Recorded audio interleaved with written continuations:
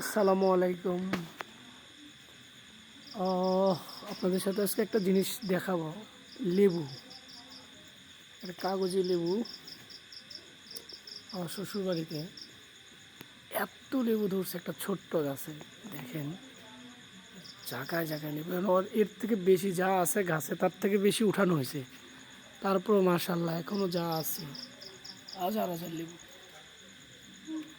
লেবুগুলোতে খুব রস, একদম রসের টলমল, খেতেও যেমন খুব রস। আপনাদের যে সাথে আমি শেয়ার করলাম লেবুগুলা, এই যে দেখেন কতগুলো ঝোপাই ঝোপাই, ঠিক আছে। এই যে এই যে এই যে এই যে কেমন লাগলো জানাবেন সবাই।